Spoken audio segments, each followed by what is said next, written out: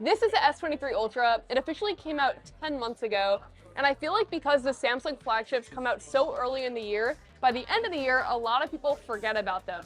But actually, at the end of the year is often when they're at their biggest discount, and it also means that the newer one is coming out soon. And while I'm super stoked about that, I also know that a lot of people cannot afford to buy a flagship right out of the gate. And so when the new one comes out, oftentimes the older one is a great deal. And therefore, because of that, I'm gonna do another day in the life review of the S23 Ultra, like how it's lasted 10 months later with the software updates, the support, and more competition on the market. We're starting out the day at a really cute brunch spot in the West Village in New York. It's 11:53 a.m. and the phone is currently at 90% battery life. One of my favorite features with the S23 Ultra when I initially reviewed it and now is the build quality. It has a 6.8-inch display that's incredibly bright, in direct sunlight, still so viewable, and it's curved but definitely less curved than in the past, so you have less frequency of accidental touches. It also has the S Pen at the bottom, so this is still great for taking notes. I actually find it most valuable if I'm like in a conversation with someone and they recommend a book that they really like or a restaurant that they really like to quickly jot it down. I use it less for taking notes for a long period of time because honestly, I don't have the most pretty handwriting in the world. The feature that I use the most frequently, like all of the time, is obviously the camera because I post like a ton of behind the scenes of these videos and I also send photos to friends and family all throughout the day. And the camera's been updated since I initially made the video.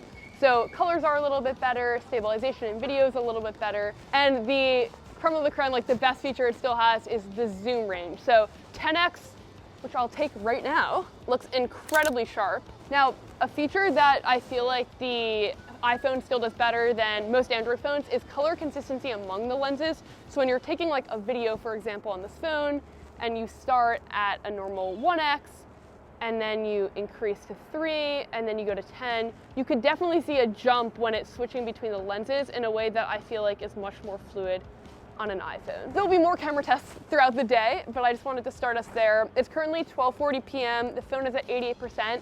Today I'm also recording the Ray-Ban Meta sunglasses day in the life video, and they're having some connection issues, so we're actually going to go to the Ray-Ban store to see what is going on. I feel like shoot days never go exactly to plan, but it adds more content for the video, so I'm gonna try to be optimistic about it and take it as a win.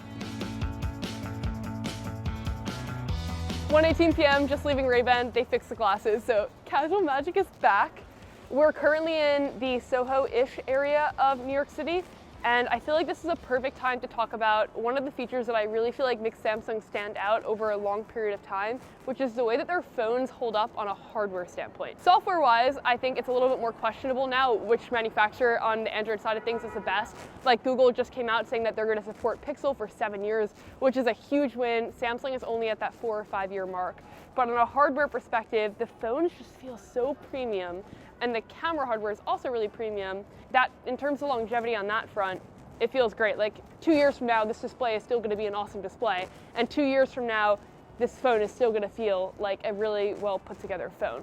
The software is One UI, and it's definitely better over previous years. Over the last 10 months, I've gotten a lot of software updates that have improved like video stabilization, performance speeds, etc. And the phone still feels fast, but stock Android is still my preference because I feel like it means that we get software updates more quickly for security and also new features like recording or voice transcription. But if you like Samsung and the overall ecosystem, you'll like One UI this year.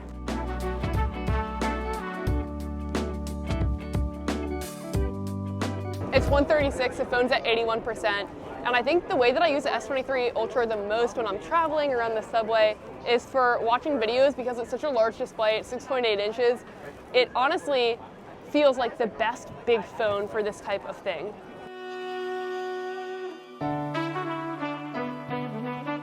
It's 3:39, we just had a delicious lunch at the spot in Brooklyn, and I'm currently connected to a charger here to juice up all the different electronics that we're reviewing today, like the new Ray-Ban glasses.